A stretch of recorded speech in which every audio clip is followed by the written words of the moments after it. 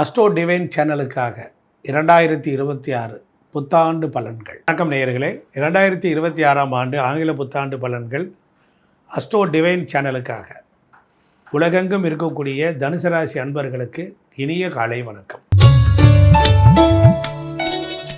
மூலம், புராடம், உத்திராடம் 1ஆம் பாதம் 3 நட்சத்திரங்கள்.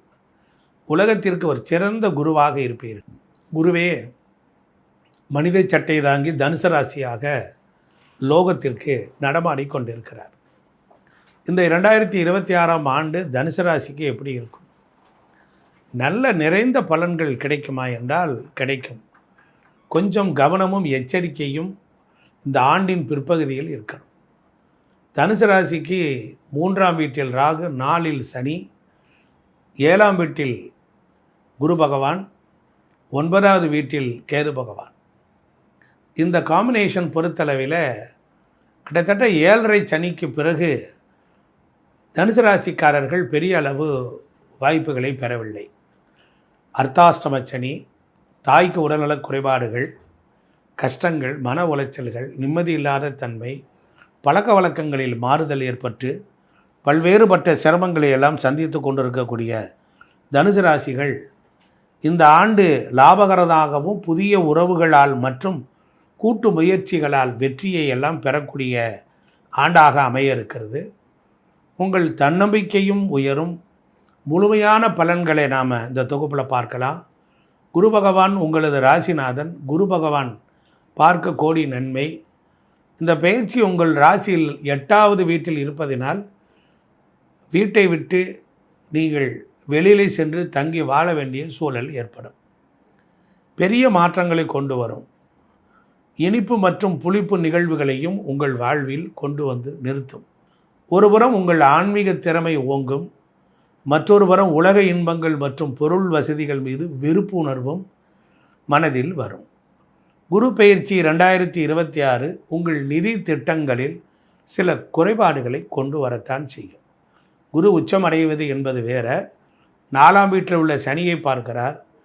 இடம் விட்டு இடம், ஊர் விட்டு ஊர், தேசம் விட்டு தேசம் சென்று குடும்ப உறவுகளை பிரிந்து வாழக்கூடியவர்கள் நிலை. இருந்த இடத்திலேயே எல்லா வசதிகளையும் கிடைத்து கொண்டிருந்த உங்களுக்கு இப்பொழுது காரணமே இல்லாமல் இந்த மற்றவர்களுக்கு பயன் தரக்கூடிய வகையில் இருக்கும். எப்போதும் உங்கள் ஆரோக்கியத்தில் கவனம் செலுத்தணும். சனி பயிற்சி தனுசு ராசிக்காரர்களுக்கு சனி 4வது வீட்டில் சஞ்சரிக்கிறார் இல்லையா? அதனால் 2 மற்றும் 3 வீடுகளின் அதிபதி 4வது வீட்டில் இருப்பது அர்த்தாஷ்டம சனி. அதனால் வயிறு சம்பந்தப்பட்ட உபத்திரம், வயிற்று கோளாறுகள், வயிற்று குறைபாடுகள், நோய், எதிரி, வம்பு, வழக்கு, குடும்பத்தில் நிம்மதி இல்லை, கணவன் மனைவி கிடத்தில் பிரச்சனைகள், புதிய கடன்கள், பொருளாதார வசதிகளை விரிவாக்கும் பொழுது பொருளாதார பற்றாக்குறை ஏற்பட்டு ரொம்ப கசந்து போவீர்கள். என்ன சுவாமி ஆரம்பத்தில் இருந்தார், உள்ளதை உள்ளபடி சொல்கிறேன், விழிப்புணர்வாக இருங்க. சும்மா நல்லா இருக்கும்னு அடித்து விட்டுட்டு அவங்களுக்கு இதான் வேலை, வருஷமெல்லாம் வந்துட்டாங்கன்னா நல்லா இருக்குங்கிறாங்க. நாங்கள் நாசமாக போனதான் மிச்சம்னு புலம்புறதும் கமாண்டில் போட்டு தாளிக்கிறதும் நிறைய வந்துடுது. அதனால் நுரையீரல் சம்மந்தப்பட்ட பிரச்சனைகள் வரும். மார்பு தொற்று, எரிச்சல், கால் பாத எரிச்சல் போன்ற நோய்கள் வரும். சர்க்கரை சத்து உள்ளவர்கள் ஃபுட் ஹேபிட் கரெக்டாக இருக்கணும். நேரங்கட்ட நேரம் தூங்குவதை குறைச்சிக்கிட்டு பல நேரங்களில் வேலையே செய்ய முடியாது. அதனால் ராகு கேது பயிற்சி இவைகள் எல்லாம் உங்களுக்கு ஓரளவுக்கு சாதகமாக இருந்தாலும் சனி மோசமான நிலையிலே இருக்கிறார். அதனால் உங்களுடைய 3இல் ராகு ஆற்றலை அதிகரிக்கும். அவர்னால தான் இப்போ ஓரளவுக்காவது மகிழ்ச்சிகரமாக ஏதோ நல்ல துணிமணி குடிச்சிக்கிட்டு போகிறீங்க. அதனால் தொழில் ஸ்தானத்தில் அவருடைய பார்வை விழுகும். அப்போ சனி பகவான் 7ஆம் பார்வையாக 10ஆம் இடத்தை உங்களுக்கு பார்ப்பதினால் வேலையில் அலைச்சல் இருக்கும். எல்லா வேலையும் நீங்களே இழுத்து போட்டு பார்க்கணும். முந்தி உதவிக்கு ஆள் இருக்கும். முந்தி காரில் போயிட்டு இருந்தீங்க, இப்போ என்ன ஆகும்? பஸ் ஏறி இறங்கணும். வசதி குறைவுகள் இருக்கும். இதையெல்லாம் நீங்கள் கடந்தால் சனியின் கொடூர பார்வை உங்களுக்கு விளைகிறோம். சரி, புதிய கூட்டணிகள், ஒப்பந்தங்கள், உறவுகள் லாபத்தை குறிக்குமே, கிடைக்குமா அப்படின்னா குரு பெயர்ச்சிக்கு அப்புறம் குருவின் பார்வை சனி மேலே விழுகும். அதற்கப்புறம் உங்களுக்கு 12ஆம் இடத்தின் மேல் குருவின் பார்வை, 2ஆம் மீது பார்வை, 4 12-2-4.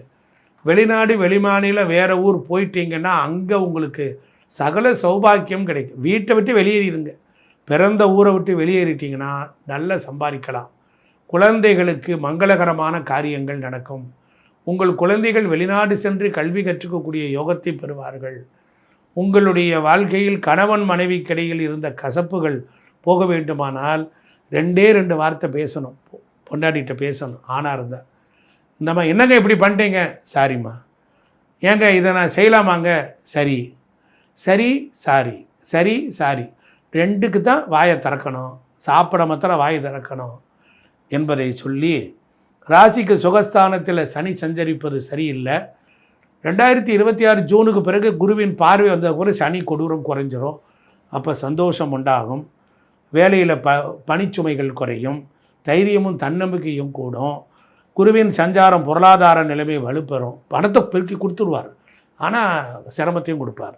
அதனால் குடும்ப நிகழ்ச்சிகள், பிள்ளைகளுக்கு திருமணமாகி நிறைய கடனை வாங்கி செலவழிக்க வேண்டியது வந்துடும். அதனால் திருமண தடை நீங்கி வர பிள்ளை செல்வம் இல்லாதவர்களுக்கு குழந்தை பாக்கியம் கிடைக்கும். லோகம் நன்றாக இருக்கும். பெயர் புகழ் உண்டாகும். பாராட்டுக்கள் உருவாகும். புண்ணிய தலங்களுக்கு சென்று வருவீர்கள். ஒரு சில அப்பாவோடு இருந்த மனஸ்தாபங்களில் நீங்கள் நன்மை உண்டாகும். ஆரோக்கியமெல்லாம் சீராக இருக்கும். இந்த ஆண்டு நீங்கள் தடைப்பட்ட முயற்சிகள் எல்லாம் வெற்றி பெறணும் அப்படின்னு சொன்னால், மயிலாடுதுறையில் இருக்கக்கூடிய மயூரநாத சுவாமி கோயில், அது ரொம்ப முக்கியம். அந்த கோயிலுக்கு அவசியம் போயிட்டு வாங்க. திருவண்ணாமலை அண்ணாமலையார் கோவில் தனுசு ராசிக்காரங்கள் குபேரலிங்கத்தை வழிபடணும். அதே போல் முருகன் கோவில் இருக்கிற சுப்பிரமணிய சுவாமி வழிபாடு ரொம்ப நன்மை உண்டாகும். கடற்கரை ஓரமாக இருக்கிற கோவில்கள், அகரத்தில் இருக்கக்கூடிய கோவில், திண்டுக்கல் தாடிக்கொம்பு முத்தாளம்மன் கோவில், தாடிக்கொம்பில் இருக்கிற சொர்ணா கிருஷ்ண பைரவர், இதெல்லாம் இந்த ஆண்டு போய் வழிபட்டு வாங்க. கண்டிப்பாக வெற்றி உண்டாகும். பெரிய ஆஞ்சநேயர் போய் வழிபட்டிங்கன்னா நன்றாக இருக்கும். ஒரு நாளாவது சித்தர்கள் ஜீவ சமாதியில் போய் தங்குங்க.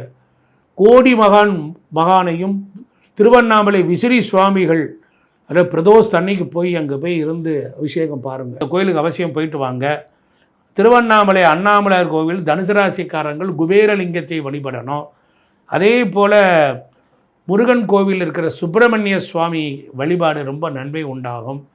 கடற்கரை ஓரமாக இருக்கிற கோவில்கள், அகரத்தில் இருக்கக்கூடிய கோவில், திண்டுக்கல் தாடிக்கொம்பு முத்தாளம்மன் கோவில், தாடிக்கொம்பில் இருக்கிற சொர்ணா கிருஷ்ண பைரவர், இதெல்லாம் இந்த ஆண்டு போய் வழிபட்டு வாங்க. கண்டிப்பாக வெற்றி உண்டாகும். பெரிய ஆஞ்சநேயர் போய் வழிபட்டிங்கன்னா நன்றாக இருக்கும். ஒரு நாளாவது சித்தர்கள் ஜீவ சமாதியில் போய் தங்குங்க. கோடி மகானையும் திருவண்ணாமலை விசிறி சுவாமிகள், அதாவது பிரதோஷ் அன்னைக்கு போய் அங்கே போய் இருந்து அபிஷேகம் பாருங்கள். வெற்றி மேல் வெற்றி உண்டாகும். நன்றி, வணக்கம்.